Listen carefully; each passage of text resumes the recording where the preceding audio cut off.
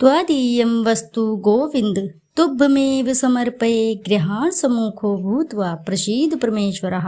ओम नमो भगवते वासुदेवाय नमः। जय श्री हरि प्रिय भक्तगणों, आप सभी का स्वागत है। आप सभी को परिवर्तनीय एकादशी की बहुत सारी शुभकामनाएं। आप सभी आज की इस वीडियो में जानेंगे परिवर्तनीय एकादशी की पूजा विधि, व्रत कथा, आरती और साथ ही जानेंगे 11 कब की है। संपूर्ण जानकारी आपको इस वीडियो द्वारा मिलेगी, तो आपसे अनुरोध है कि वीडियो में अंत तक जरूर बने रहें और भगवान श्री हरि की कृपा से आप वंचित ना रहें। तो आइए प्राप्त करते हैं परिवर्तनीय एकादशी की संपूर्ण जानकारी। भाद्रपद माह के शुक्ल पक्ष की एकादशी तिथि का परिवर्तनीय एकादशी के नाम से जाना जाता है। पंचांग के अनुसार इस वर्ष 14 सितंबर को परिवर्तनीय एकादशी व्रत किया जाएगा। अगर आप जीवन के पापों से मुक्ति पाना चाहते हैं तो परिवर्तनीय एकादशी का व्रत जरूर करें। इस व्रत को करने से सभी पाप दूर हो जाते हैं और भगवान श्री हरि अवश्य ही प्रसन्न होते हैं। सनातन शास्त्रों में परिवर्तनीय एकादशी के महत्व का विशेष उल्लेख किया गया है। इस खास अवसर पर भगवान विष्णु और धन की देवी माँ लक्ष्मी की उपासना की जाती है। साथ ही जीवन के पापों से छुटकारा पाने के लिए व्रत भी किया जाता है। मान्यता है कि परिवर्तनीय एकादशी के दिन विधि पूर्वक श्री हरि की पूजा करने से सुख समृद्धि में वृद्धि होती है और विष्णु जी का आशीर्वाद प्राप्त होता है। तो आइए जानते हैं कि परिवर्तनीय एकादशी की पूजा विधि, व्रत कथा और संपूर्ण जानकारी। पंचांग के अनुसार भाद्रपद माह के शुक्ल पक्ष की एकादशी तिथि शनिवार 13 सितंबर को रात 10:30 पर शुरू होगी और वहीं इस तिथि का समापन रविवार 14 सितंबर को रात 8:41 पर होगा।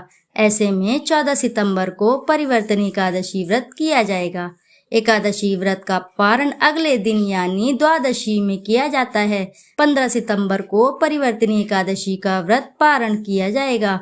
सुबह 6:06 से लेकर 8:34 तक कर सकते हैं।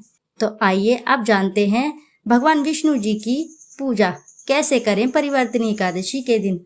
परिवर्तनीय एकादशी के दिन सुबह जल्दी उठें और अपने नित्य कर्मों से निवृत्त होकर स्नान जल में थोड़ा सा गंगा जल अवश्य ही मिलाएं, क्योंकि इस तरह के स्नान को पवित्र एवं शुद्ध माना गया है। और इस दिन की शुरुआत विष्णु जी के ध्यान से करें। इसके बाद स्नान कर पीले वस्त्र धारण करें, मंदिर की सफाई करें, सच्चे मन से व्रत का संकल्प लें। इसके बाद चौकी पर पीला कपड़ा बिछाकर भगवान विष्णु और माँ लक्ष्मी की मूर्ति को स्थापित करें। अब फूल माला अर्पित करें, घी का दीपक जलाएं और विधि पूर्वक आरती करें। प्रभु के मंत्रों का जाप भी अवश्य ही करना चाहिए। विष्णु चालीसा और व्रत कथा का पाठ करें। प्रभु को पंचामृत और फल समेत आदि चीजों का भोग लगाएं। व्रत का पारण द्वादशी तिथि में करें और याद रहे कि प्रभु को जब आप भोग लगा रहे हैं तो मिठाइयों में पीली ही मिठाइयाँ इस्तेमाल करें और फलों में ऋतु फल में पीले फल अवश्य ही इस्तेमाल करें, क्योंकि पीला रंग भगवान विष्णु को बेहद ही प्रिय है। तो आइए अब इन मंत्रों का जाप भी आपको अवश्य ही करना है। मंत्र इस प्रकार है। ओम श्री त्रिपुराय विद्महे तुलसी पत्राय धीमहि तन्नो तुलसी प्रचोदयात्। अब दूसरा है ओम तुलसी देव्य च विद्महे विष्णु प्रियाय च धीमहि तन्नो वृंदा प्रचोदयात्। अब अगला है तुलसी श्री महालक्ष्मी विद्या यशवनी धर्म्या धन्मना देवी देव मनः प्रिया लभते सुतराम भक्ति मनते विष्णु पदम लभेत। तुलसी भूर्महालक्ष्मी पद्मिनी श्री हर प्रिया। इन मंत्रों का आपको अवश्य ही जाप करना चाहिए, क्योंकि इन मंत्रों से भगवान विष्णु बेहद ही प्रसन्न होते हैं। तो आइए अब रसपान करते हैं परिवर्तनीय एकादशी की पावन पवित्र व्रत कथा। एक बार युधिष्ठिर कहने लगे, हे प्रभु, भाद्रपद शुक्ल पक्ष एकादशी का क्या नाम है, इसकी विधि तथा इसकी महिमा कृपा करके हमें बतलाइए। तब भगवान श्री कृष्ण ने कहा कि सभी पापों को नाश करने वाली उत्तम 52 एकादशी की महिमा मैं तुम्हें कहता हूँ, तुम इसे ध्यान पूर्वक सुनो। यह पद्मा परिवर्तनी एकादशी जयंती एकादशी भी कहलाती है। इसका यज्ञ करने से वाजपेय यज्ञ का फल मिलता है। पापियों के पापों का नाश करने के लिए इससे बढ़कर कोई उपाय नहीं। जो मनुष्य इस एकादशी के दिन मेरी 52 रूप की पूजा करता है उससे तीनों लोग पूज्य होते हैं। अतः मोक्ष की इच्छा करने वाले मनुष्य इस व्रत को जरूर करें। जो कमल नयन भगवान को कमल से पूजन करते हैं वे अवश्य ही भगवान के समीप जाते हैं। जिसने भाद्रपद शुक्ल पक्ष एकादशी को उपवास और पूजन किया उसने ब्रह्मा विष्णु सहित तीनों लोकों का पूजन किया। अतः हरिवासर अर्थात एकादशी का व्रत अवश्य करना चाहिए।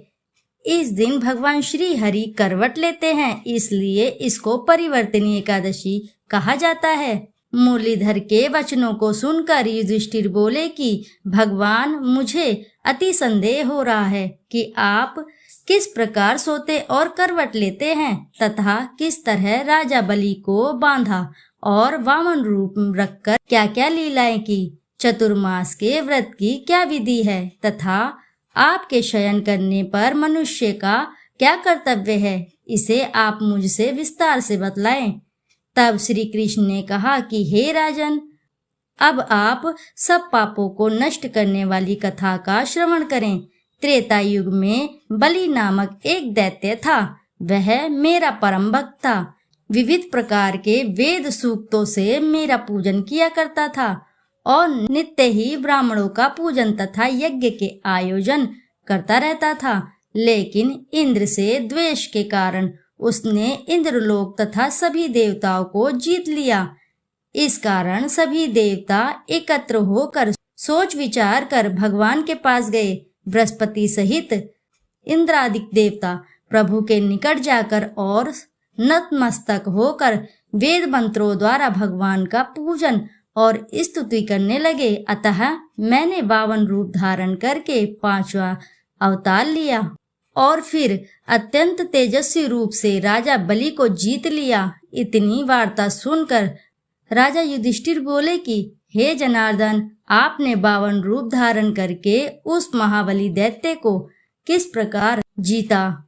तब भगवान श्री कृष्ण कहने लगे कि मैंने बलि से 3 पग भूमि की याचना करते हुए कहा कि ये मुझको 3 लोक के समान है और हे राजन, यह तुमको अवश्य ही देनी होगी।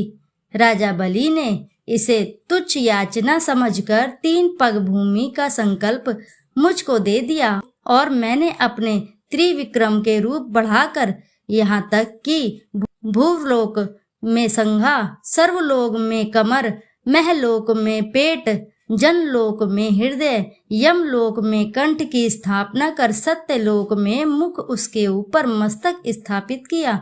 सूर्य चंद्रमा आदि सब ग्रह गण, योग नक्षत्र, इंद्र आदि देवता और शेष आदि सब नागगणों ने विधिवत प्रकार से वेद सूक्तों से प्रार्थना की। तब मैंने राजा बलि का हाथ पकड़कर कहा कि हे राजन, एक पद से पृथ्वी, दूसरे से स्वर्गलोक पूर्ण हो गए, अब तीसरा पग कहाँ रखूं? तब बलि ने अपना सिर झुका लिया और मैंने अपना पैर उसके मस्तक पर रख दिया, जिससे मेरा वह भक्त पाताल को चला गया। फिर उसकी विनती और विनम्रता देखकर मैंने कहा कि हे बलि, मैं सदैव तुम्हारे निकट ही रहूंगा। विरोचन पुत्र बलि से कहने पर भाद्रपद शुक्ल एकादशी के दिन बलि के आश्रम पर मेरी मूर्ति स्थापित हुई। इसी प्रकार दूसरी क्षीर सागर में शेषनाग के पृष्ठ पर हुई। हे राजन, इस एकादशी को भगवान शयन करते हुए करवट लेते हैं, इसलिए तीनों लोकों के स्वामी भगवान विष्णु का उस दिन पूजन करना चाहिए। इस दिन तांबा, चांदी, चावल और दही का दान करना उचित है। इसके साथ ही रात्रि को जागरण अवश्य करना चाहिए। जो विधि पूर्वक इस एकादशी का व्रत करते हैं वे सब पापों से मुक्त होकर स्वर्ग में जाकर चंद्रमा के समान प्रकाशित होते हैं और यश पाते हैं। जो साधक इस कथा को पढ़ते हैं या सुनते हैं उनको 1000 अश्वमेध यज्ञ का फल प्राप्त होता है और श्री हरि की कृपा सदैव के लिए प्राप्त होती है। तो प्रेम से बोलो प्रिय भक्तगणों, जय श्री लक्ष्मी नारायण की जय। आइए श्रोताओ, अब करते हैं एकादशी की पावन आरती। ओम जय एकादशी, जय एकादशी, जय एकादशी माता विष्णु पूजा व्रत को धारण कर शक्ति मुक्ति पाता। ओम जय एकादशी, तेरे नाम गिनाऊं देवी भक्ति प्रदान करनी, गण गौरव की देनी माता शास्त्रों में वरनी। ओम जय एकादशी, मार्गशीर्ष की कृष्ण पक्ष की उत्पन्न विश्वतार जन्मी, शुक्ल पक्ष में हुई मोक्षदा मुक्तिदाता बन आई।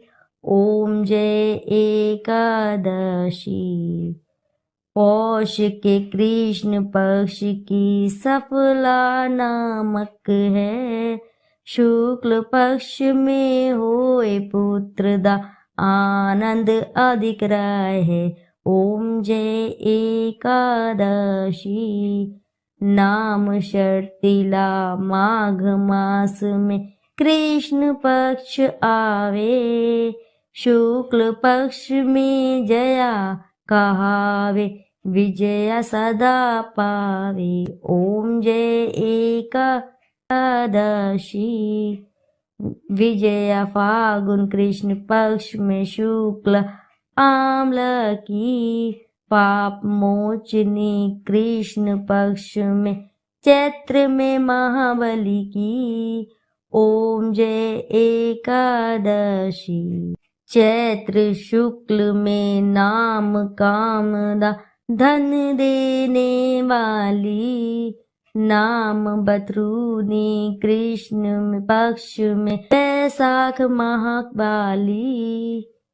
ओम जय एकादशी, शुक्ल पक्ष में होए मोहिनी अपराजेष्ठ कृष्ण पक्षी, नाम निर्जला सब सुख करनी शुक्ल पक्ष रखी। ओम जय एकादशी, योगनी नाम आषाढ़ में जानो कृष्ण पक्ष करनी, देव शयनी नाम कहायो शुक्ल पक्ष धरनी। ओम जय एकादशी, कामिका श्रावण मास में आवे कृष्ण पक्ष कहिए, श्रावण शुक्ला होए पवित्रा आनंद से रहिए। ओम जय एकादशी, आजा भाद्रपद कृष्ण पक्ष की परवर्तनी शुक्ला, इंद्रा आश्विन कृष्ण पक्ष में व्रत से भव सागर निकला। ओम जय एकादशी, पंपकुशा है शुक्ल पक्ष में आप हरनहारी, रमा मास कार्तिक में आवे सुखदायक भारी। ओम जय एकादशी, देवोत्थानी शुक्ल पक्ष की दुख नाशक मैया, पावन मास में करूं मैं विनती पार करो नैया। ओम जय एकादशी, परम कृष्ण पक्ष में होती जन मंगल करिनी, शुक्ल मास में होए पद्मिनी दुख दारिद्र हरिणी। ओम जय एकादशी। जो कोई आरती एकादशी की भक्ति सहित गावे, जन गुर्दिता स्वर्ग का वासा निश्चय वह पावे। ओम जय एकादशी। तो बोलो भक्तों, जय एकादशी मैया की जय। जय विष्णु लक्ष्मी नारायण की जय। तो आशा है कि वीडियो आपको पसंद आई होगी। यदि वीडियो अच्छी लगी है तो वीडियो जरूर लाइक करें और चैनल को सब्सक्राइब करें, और एक बार अपनी सच्ची श्रद्धा से कमेंट बॉक्स में जरूर लिख दें, जय श्री हरि लक्ष्मी नारायण की जय। जय एकादशी मैया की। फिर मिलते हैं आपसे ऐसी ही नई कथा कहानी में। जब तक के लिए नमस्कार।